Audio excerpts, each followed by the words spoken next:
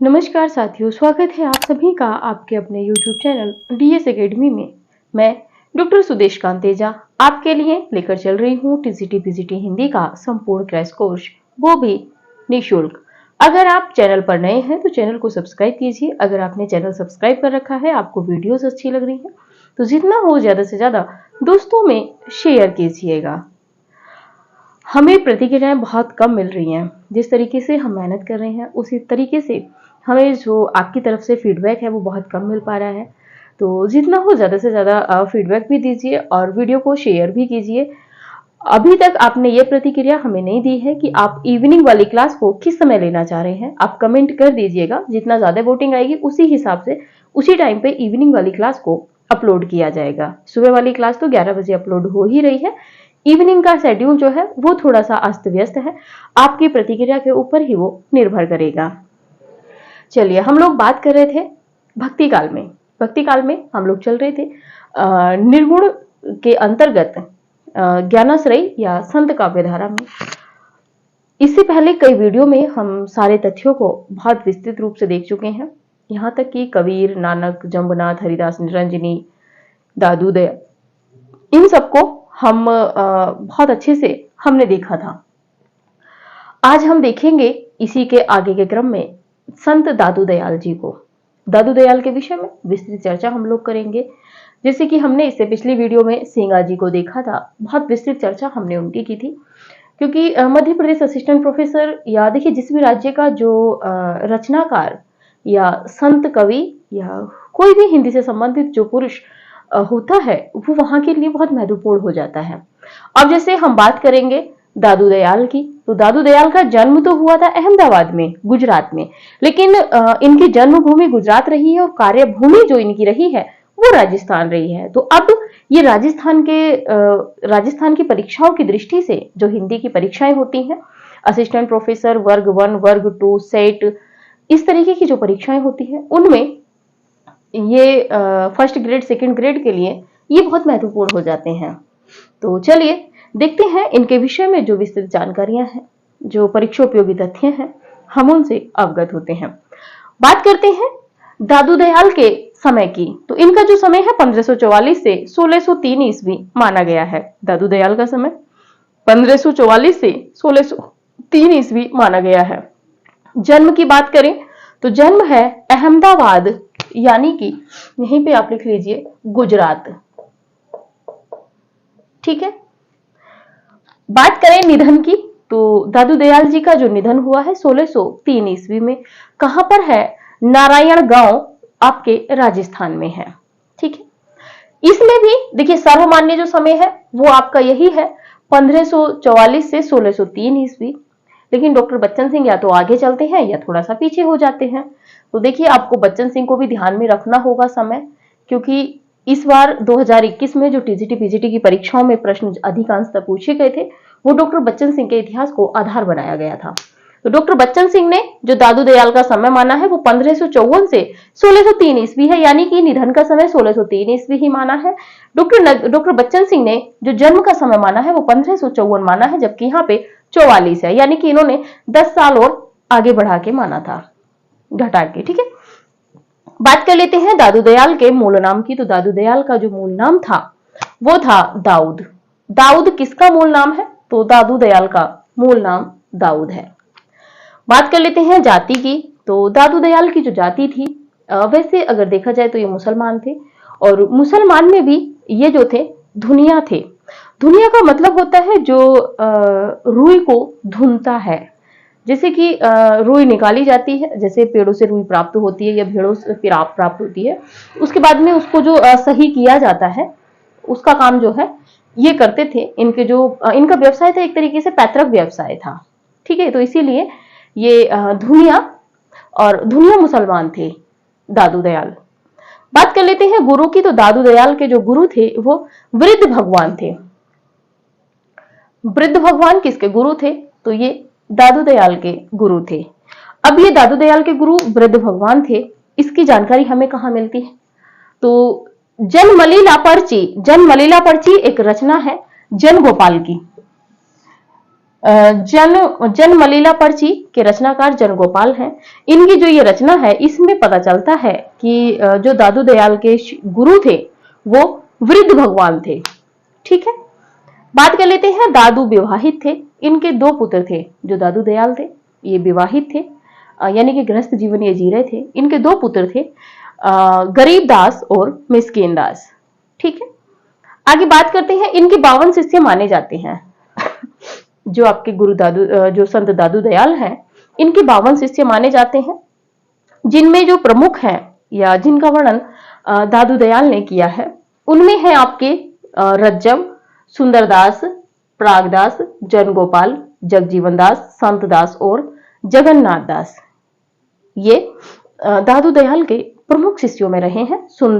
रज्जव, सुंदरदास, प्रागदास, जनगोपाल, जगजीवन दास, संत दास और जगन्नाथ दास, ये दादू दयाल के शिष्य रहे हैं। बात कर ले तो दादू के पंथ को ब्रह्म संप्रदाय या परब्रह्म संप्रदाय के नाम से जाना जाता है। ब्रह्म संप्रदाय या परब्रह्म संप्रदाय के नाम से किसको जाना जाता है? तो दादू दयाल का जो पंथ है उसको जाना जाता है। ठीक है, दादू दयाल के बाद इनका पंथ 5 भागों में बट गया था। दादू दयाल जी का जब निधन हो गया था उसके बाद में क्या हुआ था, जैसे कि बंटवारा होता है पैतृक संपत्ति का, जितने बच्चे होते हैं उन्हीं में वो संपत्ति विवाहित हो जाती मतलब विभाजित हो जाती है। इसी तरह यहाँ पे जो दादू दयाल का जो पंथ था परब्रह्म संप्रदाय, ये 5 भागों में विभक्त हो गया था। किस किस में हुआ था?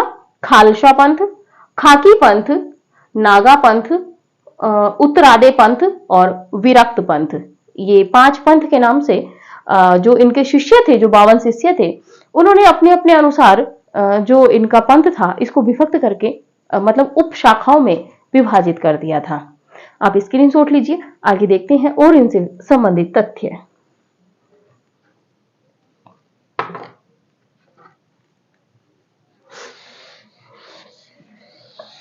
चलिए,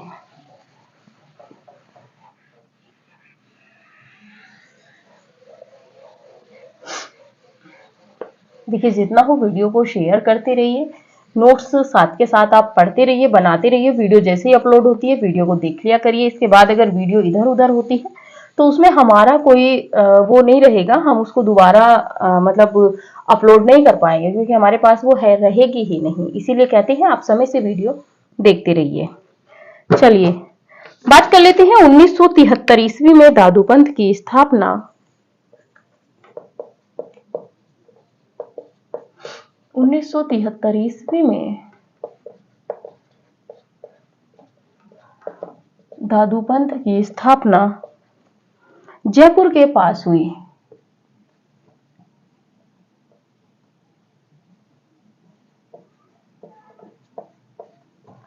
जयपुर के पास हुई। निर्गुण भक्त होने पर भी दादू ने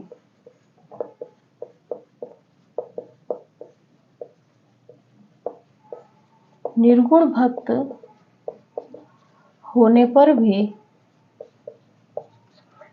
भी दादू ने ईश्वर के सगुण रूप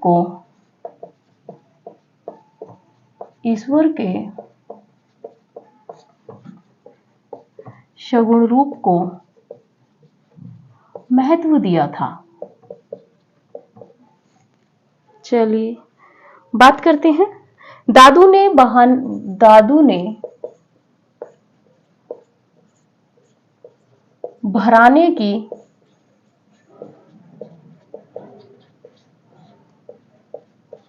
पहाड़ी पर अपना शरीर छोड़ा था।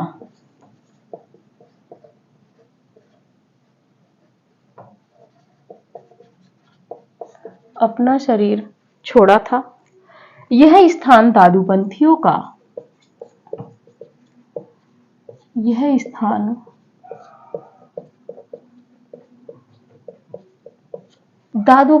का दादूपंथियों का प्रधान केंद्र है। यहाँ पर दादू के कपड़े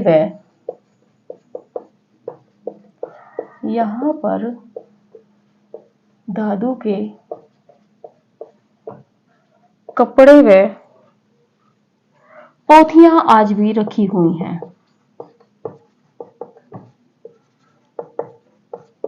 पोथियां आज भी रखी हुई हैं।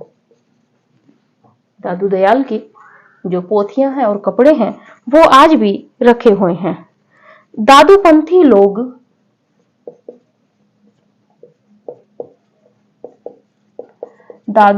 लोग तिलक कंठी नहीं धारण करते थे। तिलक कंठी नहीं धारण करते थे। वह एक सुमिरनी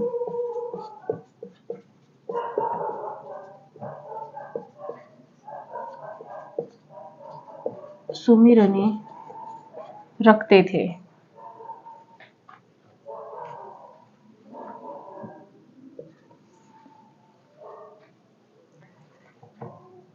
वह एक सुमिरनी रखते थे, रखते हैं कर लीजिए यहाँ पे, सुमिरनी रखते हैं तथा सत्य नाम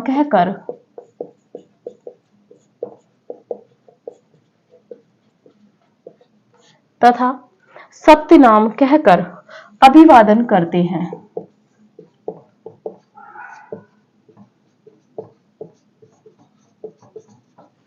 सत्य नाम कहकर अभिवादन करते हैं। दादू के उत्तराधिकारी,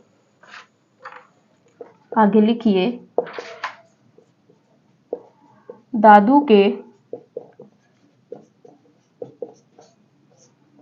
दादू के उत्तराधिकारी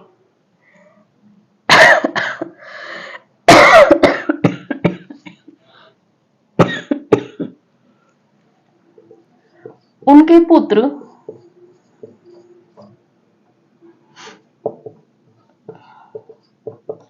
गरीबदास व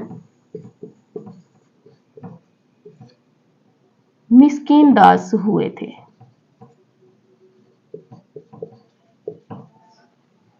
चलिए आगे बात करते हैं दादू दयाल के शिष्य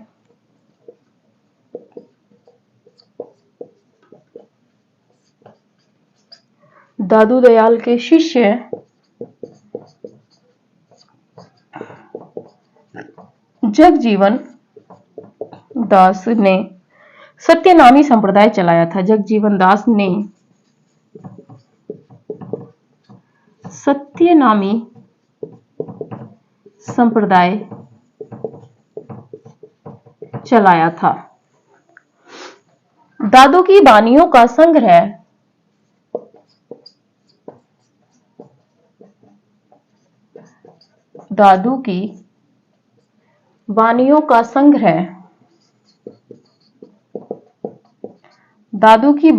संग्रह सबसे पहले उनके दो शिष्य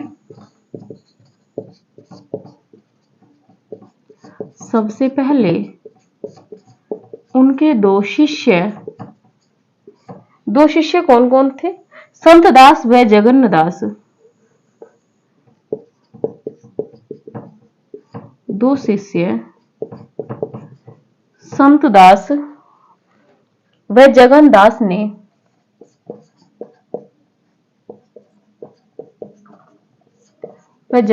ने हरड़े वाणी नाम से किया था।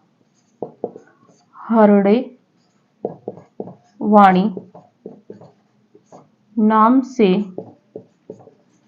किया था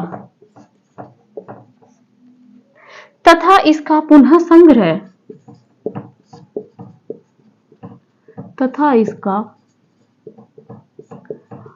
संग्रह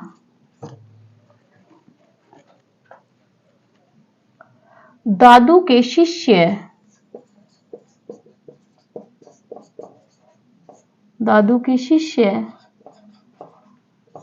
रज्जब ने अंगवधु नाम से किया था। अंगवधु नाम से किया था। तो चलिए देखते हैं तथ्यों को। दादू दयाल के विषय में और जो तथ्य हैं जानते हैं। अभी तक हमने देखा था दादू दयाल का पंथ जो ब्रह्म संप्रदाय या परब्रह्म संप्रदाय के नाम से जाना जाता है। आगे जाके दादू दयाल के निधन के बाद में वो 5 भागों में विभक्त हो गया था। इसके बाद देखते हैं कि 1973 ईस्वी में दादू पंथ की स्थापना जयपुर के पास हुई थी। जो दादू पंथ है इसकी स्थापना कब हुई थी? तो 1973 ईस्वी में जयपुर के पास। निर्गुण भक्त होने पर भी दादू ने ईश्वर के सगुण रूप को महत्व दिया था। जो आपके दादू दयाल थे ये निर्गुण भक्त थे, इसके बाद भी कहीं ना कहीं इन्होंने ईश्वर के सगुण रूप को भी महत्व दिया है। दादू ने भराने की पहाड़ी पर अपना शरीर छोड़ा था। इन्होंने जो अपना शरीर त्यागा था वो कहां पर त्यागा था? तो भराने की पहाड़ी पर। भराने की पहाड़ी पर इन्होंने अपना शरीर त्यागा था। यह स्थान दादूपंथियों का प्रधान केंद्र है। दादूपंथियों का प्रधान केंद्र क्या है? तो भराने की पहाड़ी। यहाँ पर दादू के कपड़े व पोथियां आज भी रखी हुई हैं। दादू के कपड़े व दादू की पोथियां आज भी कहां पर हमें मिल जाती हैं? रखी हुई मिल जाती हैं। तो ये भराने की पहाड़ी पर। बात कर लेते हैं दादूपंथी लोग तिलक कंठी नहीं धारण करते थे। ये जो दादूपंथी लोग थे ये तिलक और जो कंठी है वो धारण नहीं करते थे। वह एक सुमिरनी रखते हैं तथा सत्य नाम कहकर अभिवादन करते हैं। जैसे ही ये सुमिरनी रखते हैं हाथ में और उसके बाद में जब कोई इन्हें अपने समुदाय का मिलता है या कोई और इनसे जब मिलने का प्रयास करता है, जैसे हम कहते हैं गुड मॉर्निंग, गुड इवनिंग, नमस्कार, सत श्री अकाल, इस तरह ये नहीं कहते हैं। ये सीधी सत्य नाम कहकर अभिवादन करते हैं। जैसे कोई किसी समुदाय का होता है तो उसी तरीके से जैसे हम देखते हैं कि जय श्री श्याम, है ना, तो इस तरीके से ये भी जो है सत्य नाम कहकर अभिवादन करते हैं। चलिए आगे देखते हैं। दादू के उत्तराधिकारी उनके पुत्र गरीब दास व मिस्किन दास हुए थे। महत्वपूर्ण होता है क्योंकि ज्यादातर जो उत्तराधिकारी हुए हैं कई जगह पुत्र नहीं होके शिष्य हुए हैं। जैसे कि हम कबीरदास में देखते हैं तो कबीरदास के पुत्र कमाल और जो धर्मदास है उनको माना जाता है, लेकिन जो उत्तराधिकारी के रूप में है वो प्रमुखता जो दी जाती है वो धर्मदास को दी जाती है, क्योंकि जो उनके पुत्र थे कमाल वो तो वैसे भी पिता के विपरीत ही चले थे। ठीक है, तो यहां पर जो इनके उत्तराधिकारी बने हैं दादू दयाल के उत्तराधिकारी वो इनके दोनों पुत्र ही बने हैं, गरीब दास और मिस्किन दास। बात कर लेते हैं दादू दयाल के शिष्य जगजीवन दास ने सत्यनामी संप्रदाय चलाया था। सत्यनामी संप्रदाय किसने चलाया था? तो जगजीवन दास ने। जगजीवन दास कौन थे? दादू दयाल के शिष्य थे। आगे बात करते हैं दादू की बानियों का संग्रह। दादू के जो पद हैं, दादू की जो बानियां हैं, संतों के पदों को ज्यादा से ज्यादा बानियां कहा गया है। तो दादू की जो बानियां हैं तो इनका संग्रह सबसे पहले उनके दो शिष्य थे। कौन कौन? एक थे संतदास और दूसरे थे जगन्नदास। इन्होंने किस नाम से किया था? तो हरडेवाणी के नाम से इन्होंने पहले सबसे पहले संपादन किया था। हरडेवाणी का संपादन किसने किया है? तो संतदास और जगन्नदास ने किया है। तथा इसका पुनः संग्रह और हरडेवाणी का जो पुनः संग्रह किया है या उसको संकलित कराया है किसने? संत रज्जब ने। और दादू के शिष्य थे रज्जब, इन्होंने किस नाम से? तो इन्होंने कराया है अंगवधु के नाम से। हरडेवाणी का पुनः संस्करण किस नाम से हुआ है? प्रश्न घुमाएगा, उत्तर आपके पास होगा लेकिन आप भ्रमित हो जाएंगे। ठीक है, तो हरडेवाणी का संकलन किस नाम से हुआ है? तो अंगवधु के नाम से। किसने किया करवाया है? रज्जब ने करवाया है। आप स्क्रीनशॉट लीजिए, फिर और तथ्य देखते हैं।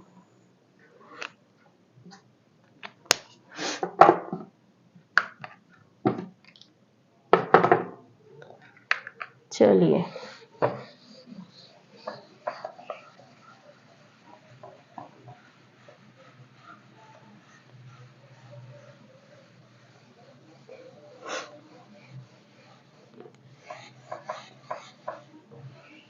देखिए, आप अपनी तैयारी समय से रखिए, ढिलाई ना दीजिए। कब परीक्षा की तिथि अनाउंस हो जाएगी आपको पता भी नहीं चलेगा। इसीलिए हम सोच रहे हैं कि आप हमें थोड़ा सा सहयोग करें तो हम वीडियोस को और बढ़ाएं और आपका सिलेबस समय से पहले कंप्लीट कराएं ताकि 1-2 महीने पहले पेपर से आपका सिलेबस कंप्लीट हो जाए। चलिए आगे देखते हैं। दादू की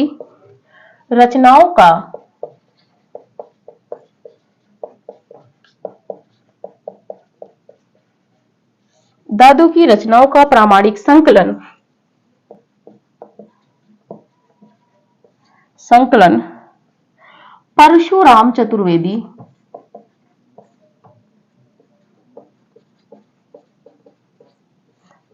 चतुर्वेदी ने दादू दयाल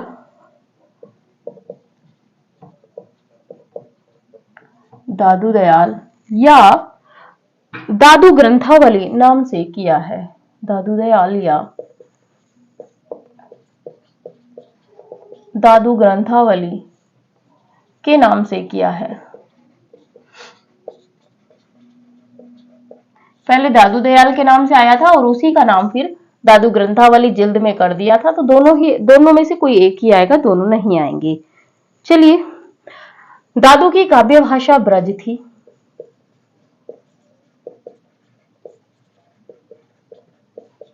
इनके विषय में माना भी गया है कि ये 14 साल अकबर के पास रहे थे, फतेहपुर गए थे ये, तो बहुत ज्यादा उनकी जरूरत नहीं है। दादू का सत्संगी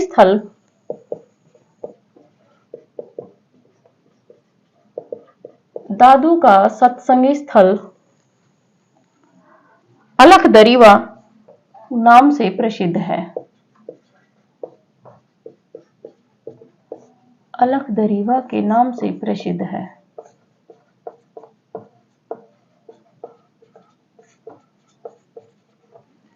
चलिए, दादू दयाल को राजस्थान का प्रथम संत माना जाता है।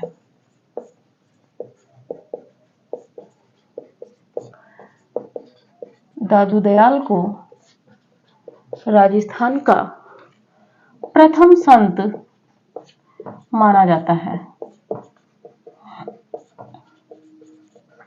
प्रथम संत माना जाता है।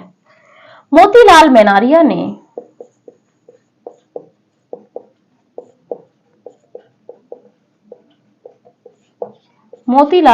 मेनारिया ने दादू को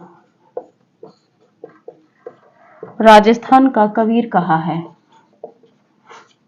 राजस्थान का कबीर कहा है।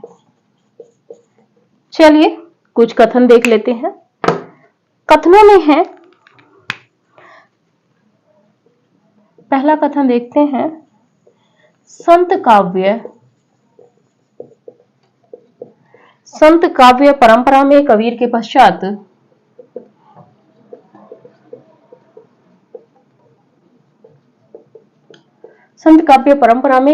पश्चात दूसरा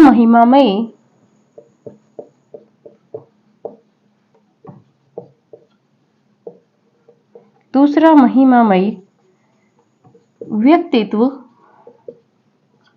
दादू दयाल का है। और ये जो कथन है आचार्य शुक्ल जी का है, यानी कि आचार्य रामचंद्र शुक्ल जी का है। आगे कथन देख लेते हैं। अगला और कथन है, कबीर के समान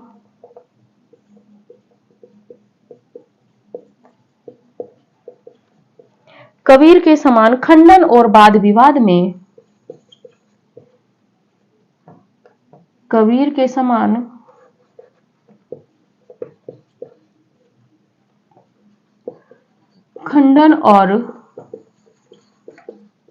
विवाद में इन्हें रुचि ना थी।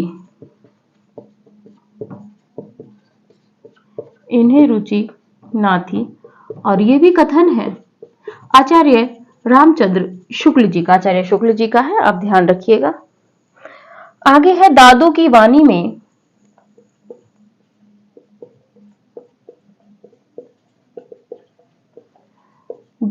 वाणी में यद्यपि उक्तियों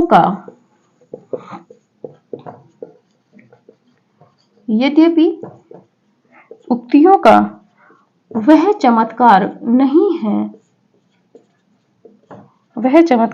है जो कबीर की वाणी में मिलता है।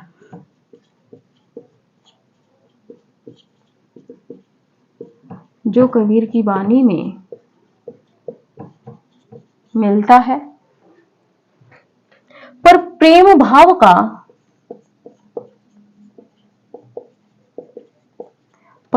भाव का निरूपण अधिक निरूपण अधिक सरस और गंभीर है। और ये कथन भी आपके आचार्य शुक्ल जी का है, आचार्य रामचंद्र शुक्ल जी का है। बात कर लेते हैं श्याम सुंदर दास जी की। वो क्या कहते हैं?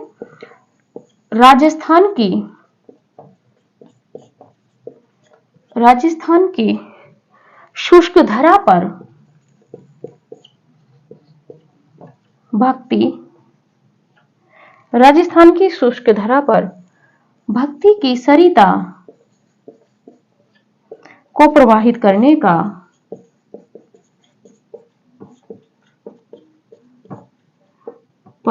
करने का श्रेय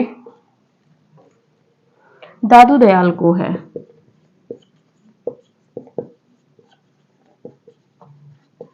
और ये भी जो कथन है ये है श्याम सुंदर दास का। श्याम सुंदर दास का ये कथन है। चलिए एक कथन और देख लेते हैं, थोड़ा सा महत्वपूर्ण था। दादू पंथ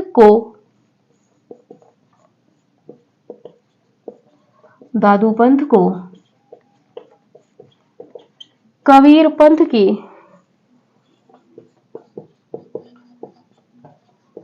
राजस्थानी शाखा कहा जा सकता है।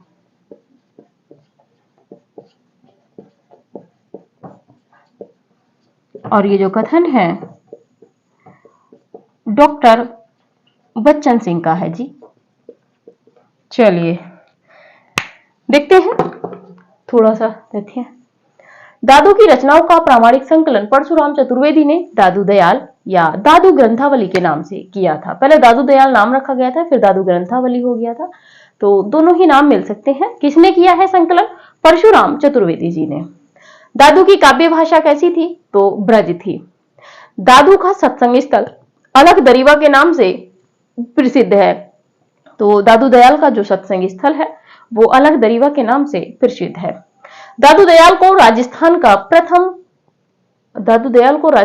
प्रथम, यहां पे लिख लीजिएगा भाई, हम भूलने लगे हैं, संत। दादू दयाल को राजस्थान का प्रथम संत माना जाता है। ठीक है, आगे बात कर लेते हैं। मोतीलाल मेनारिया ने दादू को राजस्थान का कबीर कहा है। दादू दयाल को राजस्थान का कबीर किसने कहा है? तो मोतीलाल मेनारिया जी ने। बात कर लेते हैं कथनों की। पहला कथन है कि संत काव्य परंपरा में कबीर के पश्चात दूसरा महिमामय व्यक्तित्व दादू दयाल का है। ऐसा कहने वाले आचार्य रामचंद्र शुक्ल जी हैं। रामचंद्र शुक्ल जी का कहना है कि कबीर के बाद यदि कोई दूसरा व्यक्तित्व है इतना महिमान्वित जितना कबीर है तो वो आपके दादू दयाल है। ये कथन शुक्ल जी का है। अगला है कि कबीर के समान खंडन और वाद विवाद में इन्हें रुचि ना थी। किनको रुचि नहीं थी? दादू दयाल को रुचि नहीं थी। किसने कहा है? शुक्ल जी ने कहा है। ठीक है, अगला कथन है दादू की वाणियों में यद्यपि उक्तियों का वह चमत्कार नहीं है जो कबीर की वाणियों में मिलता है, पर प्रेम भाव का निरूपण अधिक सरस और गंभीर है। यह कथन भी शुक्ल जी का है। शुक्ल जी कह रहे हैं कि दादू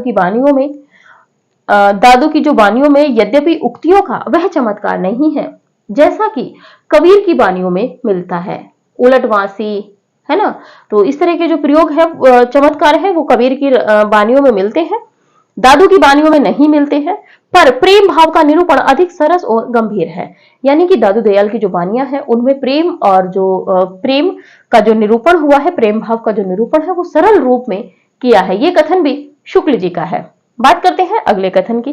राजस्थान की शुष्क धरा पर भक्ति की सरिता को प्रवाहित करने का श्रेय दादू दयाल को ही है। ऐसा कहने वाले बाबू श्याम सुंदर दास जी हैं। उन्होंने कहा है कि राजस्थान की जो शुष्क धरा है उस पर भक्ति की सरिता यानी कि भक्ति की जो नदी या जो धारा बहाने का काम किया है वो दादू दयाल ने ही किया है।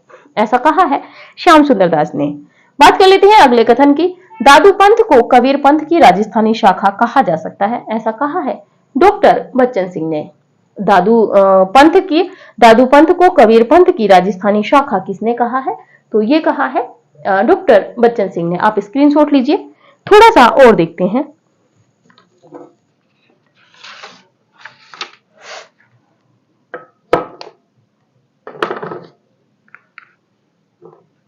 चलिए,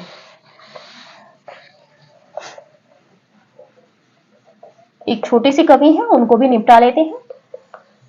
होगा तो 2 वीडियो में और आपका जो ये संत काव्य धारा है, सगुण जो काव्य धारा चल रही है, ये आपके सगुण का नाम आ रहा है, क्षमा कीजिए, संत काव्य धारा, ये कंप्लीट हो जाएगी। चलिए बात कर लेते हैं बाबा लाल की।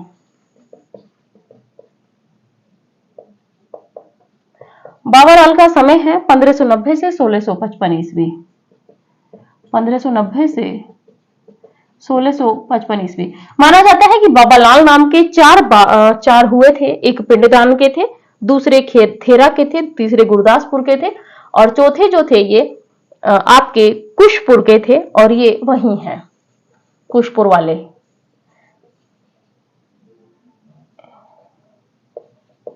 इनका जन्म 1590 ईस्वी में कुशपुर या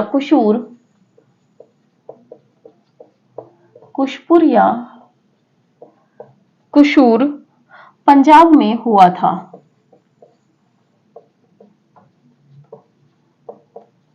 पंजाब में हुआ था। निधन 1655 ईस्वी में। निधन 1655 ईस्वी में। पिता भोलानाथ, माता कृष्णा देवी,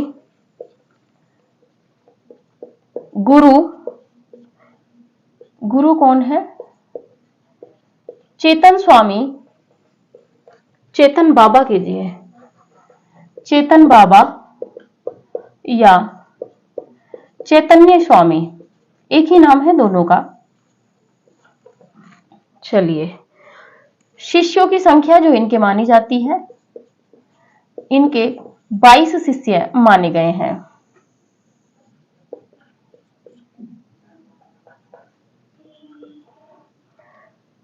बाबा लाली संप्रदाय के प्रवर्तक थे।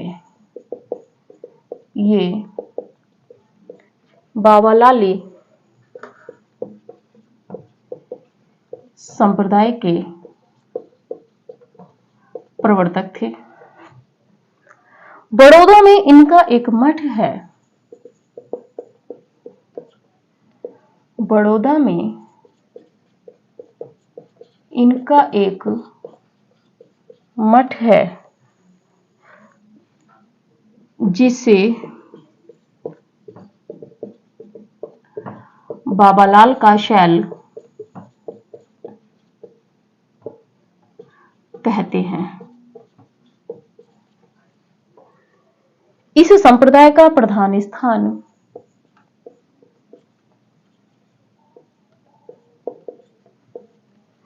इस संप्रदाय का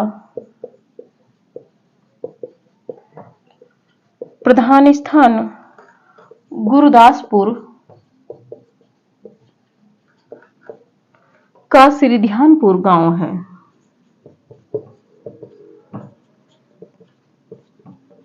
सिरिध्यानपुर गांव है।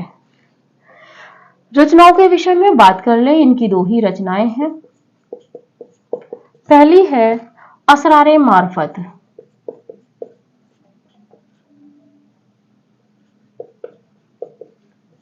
असरारे मार्फत, इस रचना में बाबा लाल व दारा शिकोह का वार्तालाप वर्णित है। यानी कि बाबा लाल और दारा शिकोह के बीच में जो बातें हुई थी, जो वार्ता हुई थी, वो किसमें है? असरारे मार्फत में। दूसरी है नादिर निकात।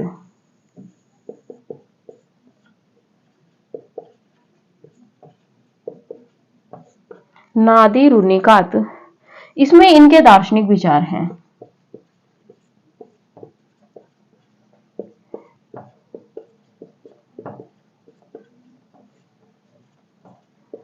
इसमें इनके दार्शनिक विचार हैं। तो चलिए, बाबालाल के विषय में इतना ही था। बाबालाल का समय 1590 से 1655 ईस्वी के बीच माना गया है।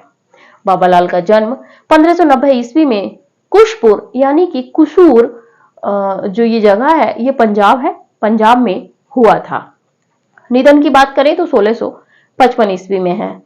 बाबालाल के पिता भोलानाथ है, माता कृष्णा देवी है।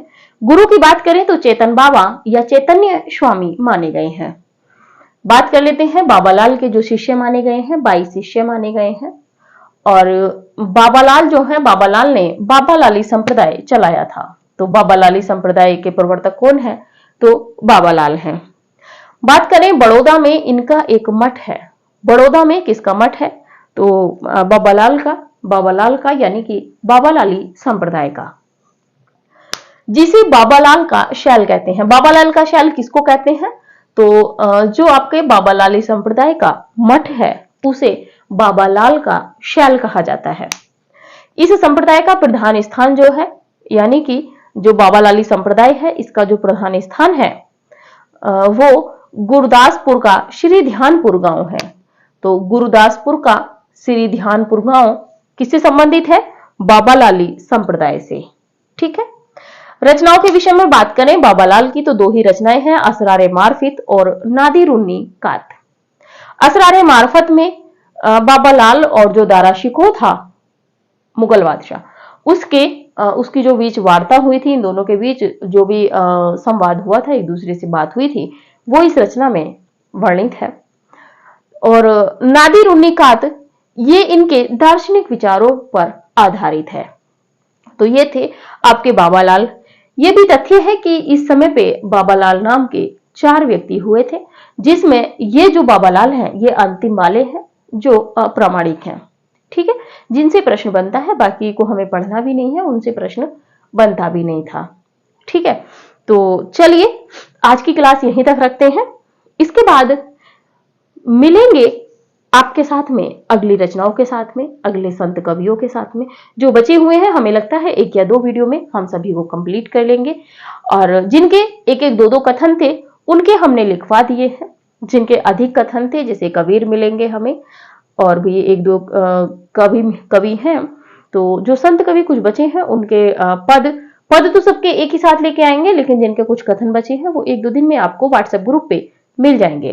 व्हाट्सएप ग्रुप आपको पता है, आप वीडियो पे जैसे ही आप वीडियो देख रहे हैं वहीं पे नीचे थोड़ा सा मोर लिखा हुआ आ रहा होगा, उस पर क्लिक कीजिएगा, ऊपर करते चले जाइए, उसको सबसे नीचे आके आपको व्हाट्सएप ग्रुप का लिंक मिलेगा और उसी के नीचे जो आपका इंक्वायरी नंबर है ऑफिशियल एक तरीके से वो आपको मिलेगा। तो आप उस पर व्हाट्सएप मैसेज देके आप ज्वाइन कर सकते हो। उस पर आपको लिंक भेज दिया जाएगा, आप उस पर ज्वाइन कर लीजिए, या डायरेक्टली आप डिस्क्रिप्शन में से लिंक लेके भी मतलब लिंक पे क्लिक करके आप ज्वाइन हो सकते हैं। क्योंकि जो भी कुछ पीडीएफ थोड़ी बहुत रहेंगी हमसे, वो हम उसी में देंगे।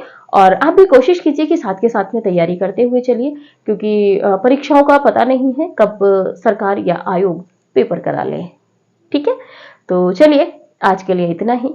मिलते हैं अगले वीडियो में अगले नए कवियों के साथ में। तब तक के लिए नमस्कार।